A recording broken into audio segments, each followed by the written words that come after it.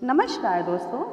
प्राचीन मान्यता है कि गणेश जी का जन्म भाद्रपद मास के शुक्ल पक्ष की चतुर्थी तिथि को मध्याह्न काल में हुआ था।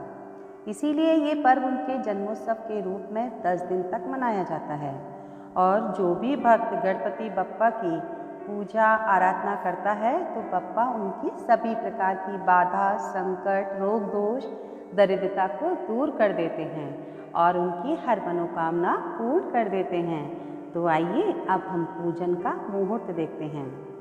10 सितंबर दिन शुक्रवार को प्रातःकाल 12:18 पर चतुर्थी तिथि का प्रारंभ हो जाएगा और चतुर्थी तिथि की समाप्ति होगी 10 सितंबर शुक्रवार को ही रात 9:57 पर। मध्याह्न में चूँकि गणेश जी का जन्म हुआ था इसलिए इनकी पूजा का महत्व भी मध्याह्न में ही माना जाता है। तो मध्याह्न में पूजा मुहूर्त है सुबह 11:03 से दोपहर 1:33 तक। चंद्रमा के दर्शन का जो वर्जित समय है वो है 9:12 से 8:53 तक, यानी 53 मिनट तक। विसर्जन उनका होगा 19 सितंबर रविवार के दिन। आइए अब हम बात करते हैं गणेश जी के पूजन की। उसमें क्या क्या सामग्री चाहिए हमें वो अब हम देखते हैं। एक चौकी चाहिए, उस चौकी को पूर्व या उत्तर दिशा में रखें क्योंकि पूजन करते समय आपका मुख पूर्व या उत्तर दिशा की ओर होना चाहिए। चौकी पर आप लाल कपड़ा बिछाएं और चौकी के मध्य में गणेश जी की प्रतिमा को स्थापित करें।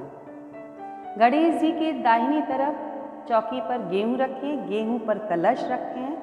कलश मिट्टी, पीतल या तांबे किसी भी धातु का हो सकता है। कलश में कलावा बांधें, शुद्ध जल से भरें। जल में थोड़ी सी चीनी, सुपारी, एक सिक्का, हल्दी की गांठ और चावल डालें। ऊपर से 5 या 7 आम के पत्ते लगाएं, उसके ऊपर नारियल रख दें। कलश पर रोली से सातियाँ बना दीजिए और गणेश जी के बाईं तरफ चावल से 9 ढेरी बनाएंगे, यानी कि 9 जगह थोड़ा थोड़ा चावल रखेंगे और प्रत्येक ढेरी पर एक एक सिक्का, एक एक हल्दी की गांठ, एक एक इलायची, एक एक लौंग और एक एक सुपारी रखेंगे। इस तरह से हम नवग्रह तैयार करेंगे। गणेश जी के बाईं ओर ही चावल रखकर उसके ऊपर एक घी का दीपक रखेंगे। धूप बत्ती जलाएं और गणेश जी को जनेऊ समर्पित करें। यदि आपके यहाँ किसी भी धातु के गणेश जी हैं तो उन्हें आप पंचामृत से, गंगा जल से स्नान कराइए और पान के पत्ते से गंगा जल मिट्टी के गणेश जी जो लेकर आते हैं उन पर आप छिड़क दें।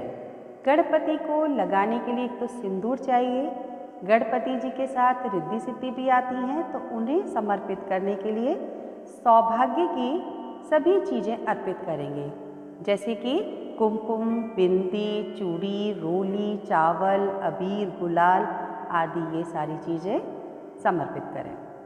पुष्प भी समर्पित करें और भोग उनका क्या क्या होना चाहिए वो बताती हूँ मैं आपको। गणेश जी को मोदक बहुत प्रिय हैं तो मोदक होने चाहिए। 5 फल होने चाहिए। गणेश जी को लाल कलर बहुत पसंद है तो लाल रंग के जैसे कि सेब है, अनार है, ये फल जरूर होने चाहिए और केला वगैरह कोई भी फल रख सकते हैं आप।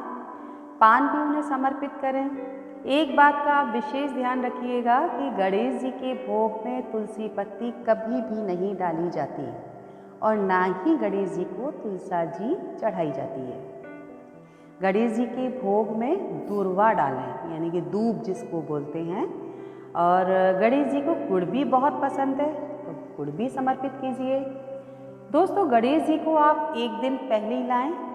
उनकी प्रतिमा को लाते समय ध्यान रखें उनकी सूंड बाईं ओर मुड़ी होनी चाहिए और उसके साथ उनका वाहन मूषक भी होना चाहिए। गणेश जी पर्यावरण की दृष्टि से आप जो लाएंगे वो मिट्टी के हों, क्ले या अन्य किसी केमिकल के नहीं होने चाहिए। एक कपड़े से उनकी मूर्ति को ढक कर के घर लाइए। घर की पहले से ही साफ सफाई कर लीजिए और जब घर में अंदर लाने लगेंगे तो दरवाजे पर सातियाँ बना दें, शुभ लाभ बना दें। पूरे घर में गंगा जल छिड़कें और गणेश जी के ऊपर चावल छिड़क कर उनका स्वागत करेंगे। पूजन करने से पूर्व चौकी पर जब हम मूर्ति को स्थापित करेंगे तब उस मूर्ति पर से उस कपड़े को हटा देंगे और गंगाजल पान के पत्ते की सहायता से छिड़क कर पूरे परिवार के सहित आप उनका पूजन शुरू करिए। भोग लगाएंगे, उसके बाद उसमें पंचमेवा, मोदक, फल ये सारी चीज़ें समर्पित करेंगे। उसके बाद आरती करें। जितने भी दिन आप गणपति को स्थापित करते हैं उनका टाइम जो लगेगा भोग का वो 3 टाइम होना चाहिए भोग। उनका स्वागत और ध्यान वैसे ही रखिए जैसे आपके घर कोई मेहमान आता है। पूजा करने के बाद फिर आप संकल्प लीजिए, जितने भी दिन के लिए आप गणपति को घर ला रहे हैं उतने दिन के लिए संकल्प लीजिए गंगाजल हाथ में लेके कि हे गणपति जी, आप हमारे घर में 3 दिन के लिए चाहे 1 दिन के लिए जो भी आप ला रहे हैं उसका ध्यान करके बोलिए, आप विराजमान हमारे घर में होइए। 5 इलायची, 5 कमल गट्टे और 5 दूर्वा उनके सामने समर्पित करें। सूखा धनिया भी उनको चढ़ाएं। दूर्वा तो आप रोज़ बदल दें और जब विसर्जन करने लगेंगे तो इलायची को प्रसाद के रूप में ग्रहण करें और कमल गट्टा जो है उसको लाल कपड़े में बांधकर पूजा स्थल में रखें। हमेशा ये ध्यान रखें कि दूर्वा गणेश जी के चरणों में ना रखें, उनके अंगों या सिर पर चढ़ाएं। दूर्वा को जब आप गणेश जी को समर्पित कर रही हों तो आप इस मंत्र का जाप करते रहिए, इदं दूर्वा दलम ओम गंग गणपतये नमः। फिर से मैं बोल देती हूँ, इदं दूर्वा दलम ओम गंग गणपतये नमः। इस मंत्र का आप जाप करते हैं। आज आपको कौन कौन सा उपाय करना चाहिए गणेश चतुर्थी के दिन वो मैं आपको बताती हूँ। एक पेपर ले लीजिए और उस पर गणेश जी का चित्र ड्रॉ कर लीजिए। चित्र कहीं से भी आपको मिल जाएगा, उसे ड्रॉ कर लें और जिस मनोकामना को आपको मांगना है, जिस इच्छा से आप गणेश जी को रख रहे हैं उस इच्छा को आप अपने उस पेपर पर लिख दीजिए और लिखने के बाद उस पर दूर्वा चिपका दें। विसर्जन के समय एक टब में पानी भर लें और उस पेपर का उसमें विसर्जन करें।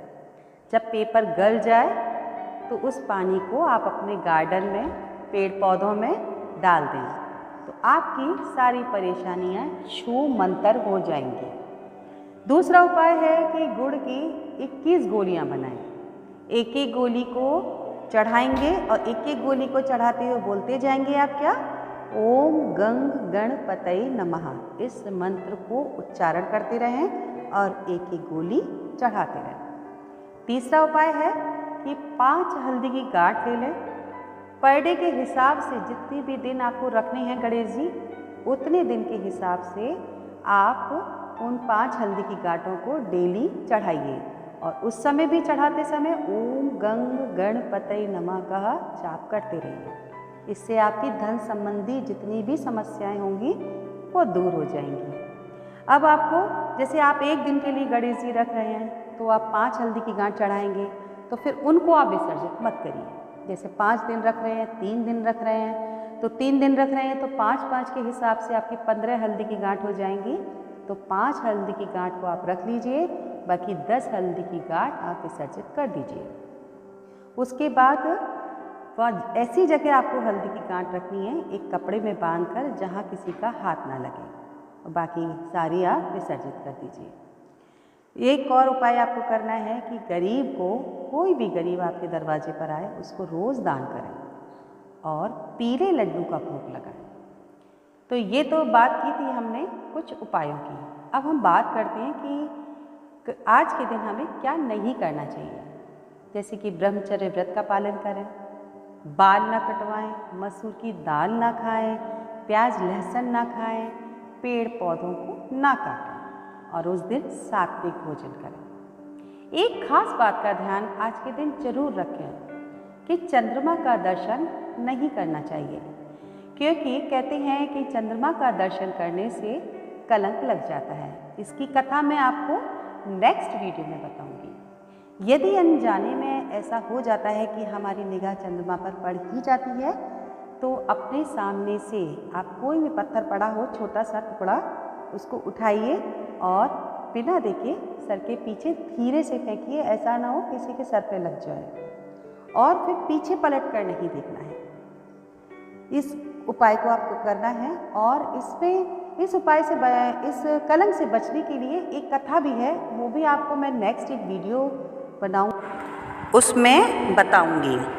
अब हम बात करते हैं गणेश जी के विसर्जन की। दोस्तों, प्रदूषण से बचने के लिए गणेश जी का विसर्जन गंगा यमुना में ना करें।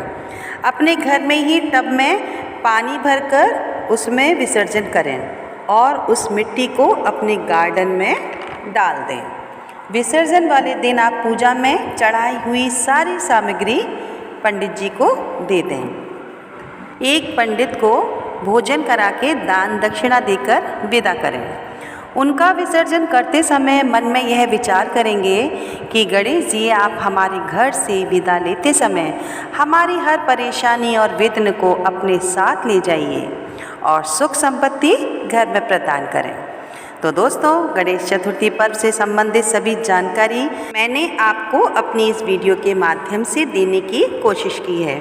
हो सकता है इसमें कुछ जानकारियाँ हमसे छूट गई हों। आपको अगर ये जानकारी पसंद आई हो तो आप कमेंट बॉक्स में मुझे अवश्य लिखें, लाइक करें, शेयर करें और अभी तक सब्सक्राइब नहीं किया है तो प्लीज़ जल्दी सब्सक्राइब करें। धन्यवाद। गणपति बाप्पा मोरया।